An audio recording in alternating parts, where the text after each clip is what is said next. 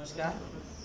आज हम आपके साथ इसलिए बैठे हुए हैं कि खैरागढ़ विधानसभा उपचुनाव में हम भागीदारी करते हुए कुछ घोषणा और वादों और इरादों के साथ आए हुए हैं। उन चीज़ों को ऑफिशियली हम आपके सामने प्रस्तुत कर रहे हैं ताकि आपके माध्यम से खैरागढ़ विधानसभा की सम्मानित जनता और हमारे प्यारे मतदातागण तक पहुंच जाए और वो हमारी मंशाओं को समझ सके। तो हमारी टीम ने, आप सबों ने जनता के बीच में जाकर कुछ वहाँ की ज़रूरी चीज़ों को अवलोकन करके घोषणा में शामिल करने की कोशिश की और घोषणा में हमने उन चीज़ों को रूप देने की कोशिश की जो जनता की ज़रूरत है और जो हमारे वश में है, एक जनप्रतिनिधि के तौर पर हमारे वश में है। तो वो चीज़ मैं आपके सामने प्रस्तुत करना चाहूँगा। तो ये है जो है आप लोग ले सकते हैं और चाहें तो ये हमारे ये घोषणा पत्र या वादा पत्र ऐसा कह सकते हैं, जिसमें मैं अपने प्रदेश अध्यक्ष से चाहूँगा कि वो कुछ बातों को रखें। मेरे वरिष्ठ साथी हैं एडवोकेट शेखू वर्मा वैद्यराज जी, उनसे भी अनुरोध करूँगा कि उन कुछ बातों को रखें। और चुनाव में जो शुरुआती दौर है उस चीज़ को मैं रखना चाहूँगा साथियों। मैं विप्लव साहू इस समय registered party forward democratic labour party के बैनर तले चुनाव लड़ रहा हूं और कुछ चीज़ों को आपके सामने एक महीने पहले रख भी चुका था मैं कि इन इश्यूज़ के आश्रय सहारे और इरादों के साथ हम जनता के बीच में जाएंगे, जिसमें सबसे पहला हमारा मुद्दा था कि चुनाव को सरल करना। इसका अभिप्राय ये है कि सरल करने से क्या मतलब, लोग समझते हैं सरल करने का मतलब ये है कि जो चुनाव आयोग का जो घोषणा पत्र है 40 लाख, और आप लोग खुद देख रहे हैं यहाँ तो 10 पोलिंग बूथ में 40 लाख खर्चा हो रहा है, यानी कि सीधे सीधे इस लोकतंत्र की आप सबके धज्जियाँ उड़ाई जा रही है एक तरह से अरमानों की।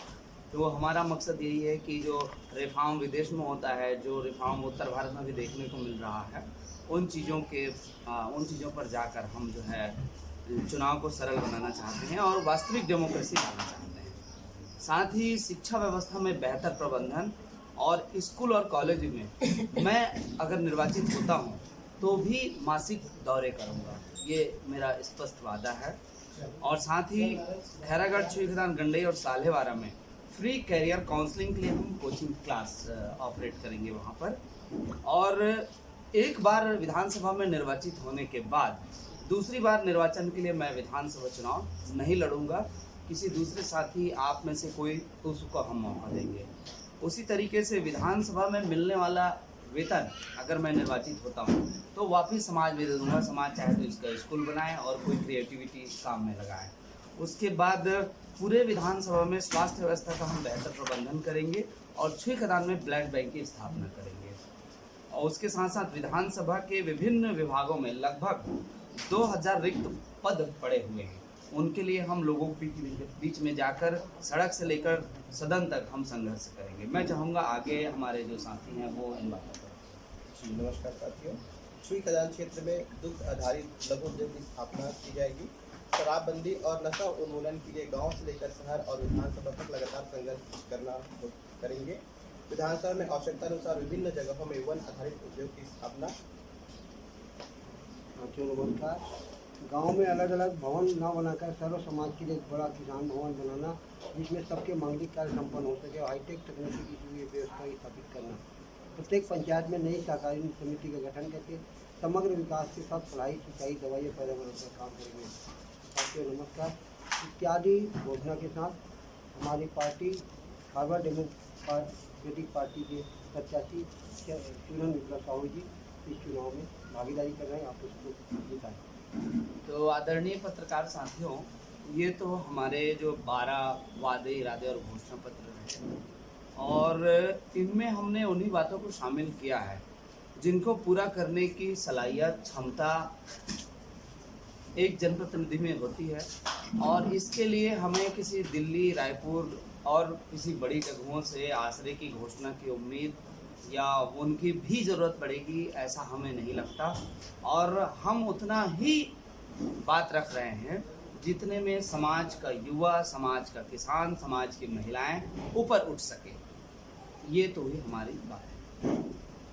धन्यवाद। एक चीज़ मैं कहना चाहूँगा, यहाँ जो राजनीति में तूल पकड़ा है जिला बनाने का, खैरागढ़ जिला, इस विषय में थोड़ी सी अपनी बात रखना चाहता हूँ।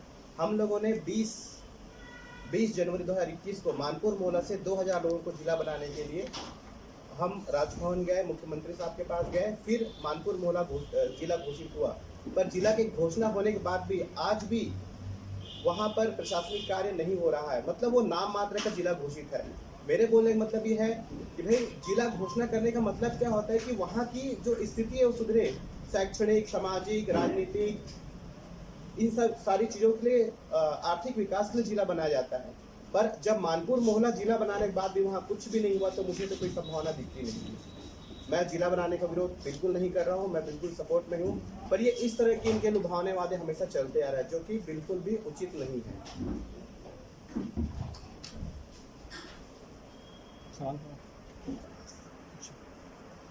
दोबारा चुनाव ही नहीं लड़ेगा। नहीं, खैरागढ़ विधानसभा, विधानसभा अगर मैं जीत गया एक बार तो मैं आपको मौका दूंगा, मतलब मेरे साथियों को, मतलब भी मेरे को जो करना होगा मैं कर लूंगा एक बार। जो विधानसभा में इस क्षेत्र की समस्याओं को उठाने का और काम करने का जो रहेगा, हो सकता है मेरे ज़्यादा टैलेंटेड व्यक्ति आप में से कोई आ जाए। मैं चाहता हूं कि आप दोबारा चुनाव लड़ें। ये तो आपके चाहने से नहीं होगा, इसके लिए जो है अब अगर मैं सफल हुआ, पहले तो मैं जो है लोग को के बीच में जब आ रहा हूँ तो मैं चाहता हूँ कि मैं दोबारा ना लड़ूं। आपके चाहने न चाहने से, एक के चाहने न चाहने से, जनता की बात कर रहे हैं। हाँ, जनता बोलेगी कि आपको दोबारा चुनाव लड़ना है। मैं जनता के बीच में सर्वेक्षण करवाऊंगा कि मैं दोबारा चुनाव लड़ूं, खुद की वोटिंग करवाऊंगा अपने से, तब मैं चुनाव लड़ूंगा। अभी चुनाव मैदान में उतरने से पहले आपने ऑनलाइन सर्वे कराया था जिसमें आपको बेहतर प्रतिशत मिला था, ये आपका कहना है। जी। उस प्रतिशत के अपेक्षा अभी जब आप जनता के बीच जा रहे हैं तो किस तरह का समर्थन मिल रहा है? इसमें दो तरह की बातें हैं। मैं जनता के बीच में जा रहा हूँ तो जो पुराने वर्ग हैं, जो माल पानी खाए हुए पिए खाए लोग हैं, वो लोग बोलते हैं कि माल पानी कहाँ है, लुगरा कपड़ा कहाँ है, ऐसा बोलते हैं। लेकिन जो युवा वर्ग है, जिन कॉलेजेस में, जिन स्कूलों में मैं बात किया हूँ, जिन चीज़ों को लेकर उनके बीच में गया हूँ, तो वो जो है अच्छा महसूस कर रहे हैं कि हाँ, पहली बार तो हमारे मुद्दों को कोई लेके आया है। तो जो है उन चीज़ों को लेके जहाँ हम पहले सर्वेक्षण किए थे, वो कल भी हमारा स्वागत करते हैं और आज भी जगह जगह से इतने फ़ोन कॉल्स आते हैं कि हमारे यहाँ ये करके, और लेकिन हम जो है जो एक अकेले हो जाते हैं तो हर जगह पहुँच नहीं पा रहे, इसलिए टेलीमीडिया के माध्यम से हम पहुँच रहे हैं। तो आपको उम्मीद है जो कॉल्स आ रहे हैं वो वोट में कन्वर्ट होंगे? डेफिनेटली। मैं साफ साफ बोल रहा हूँ और अपील कर रहा हूँ कि आप लोगों के माध्यम से कोई मुझसे पैसे की उम्मीद रखता होगा, कोई और प्रलोभन की उम्मीद रखता होगा, वो मुझसे संपर्क ना करें। उनको धोखे में नहीं रखूँगा, मेरे पास उनके लिए कोई पैसा, कोई अलग से प्रलोभन नहीं है। तो इस चुनाव में भी आप पिछले जिला पंचायत चुनाव में जैसे शराब का उपयोग आपने नहीं कराया था, शराब बंटवाने वाला जो काम है और कुछ प्रलोभन देने वाला काम नहीं किए थे, क्या इस चुनाव में भी ऐसी स्थिति रहेगी आपके साथ? बिल्कुल ऐसी स्थिति रहेगी, और राज्य सरकारों का अगर वादा रहता, जैसे उन्होंने शराबबंदी की बात की थी, वो रहता तो इस चुनाव में प्रयोग होता ही नहीं। आज जनता शराब पी के कई लोग झूम रहे हैं, वो नौबत ही नहीं आती। लेकिन ये अजीब ट्रेजेडी है भारत की कि भारतीय जनता पार्टी की एक सरकार ने शराब भट्टी खुलवाई, भारत की पहली सरकार ने, और दूसरा शराब बेच रही है।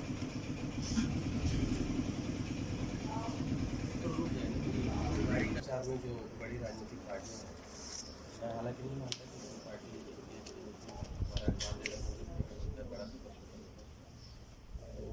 बड़ा पार्टी होती है, लोकतंत्र में सब बराबर है। बावजूद इसके तरह तरह के जो है ये आरोप प्रत्यारोप चल रहे हैं।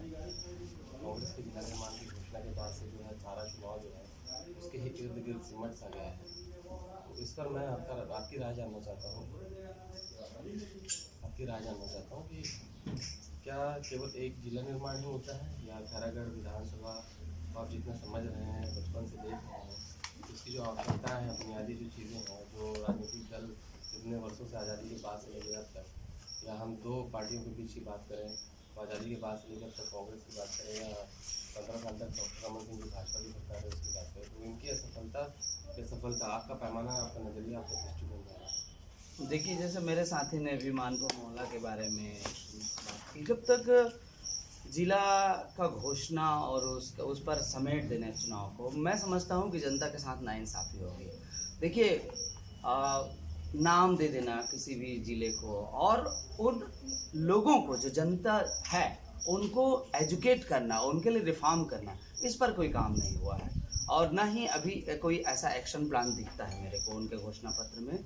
और रही बात भाजपा के शासनकाल की, तो मेरे ख्याल से मैं लगभग 18 साल पहले रेंगाखार गया था, मतलब उधर छालेवारा गया था, आज भी गया हूँ। तो उनकी जो स्थिति है, जैसे हम मैदानी इलाके के लोग थोड़े से अलग हट गए हैं, भिलाई के लोग थोड़ा सा उच्चतर में आ गए हैं, तो वो चीज़ तो दिखती नहीं। एक ही विकास दिखता है, सड़क, और सड़क किसी भी राज्य का, किसी भी क्षेत्र का विकास का पैमाना नहीं होता। तो इसीलिए ये सरकार को भी चाहिए और सुधी सक्षम जनता को भी चाहिए कि वो अपने आप को एक जिला बनाने तक की घोषणा तक को न समेट के देखें। और ये देखा जाना अन्याय भी होगा, क्योंकि हमारे पास इतने सालों में 15 साल का शासन ले या पहले का शासन ले, कोई एक छोटा उद्योग भी नहीं है। सालेवारा अंचल को देखें या इस क्षेत्र को देखें, आप लोग खुद इस ज़मीन से जुड़े हो, यहाँ की आप सब पैदाइश हैं, मतलब यहाँ तो कुछ दिखता ही नहीं है। खैरागढ़ नाम इतना बड़ा है, इस विधानसभा आधे वनांचल आधारित क्षेत्र हैं, लेकिन ऐसा कुछ नहीं। तो मुझे लगता है कि एक मुद्दे के आसपास समेट देना, बाकी मुद्दों के साथ और जनता के साथ अन्याय।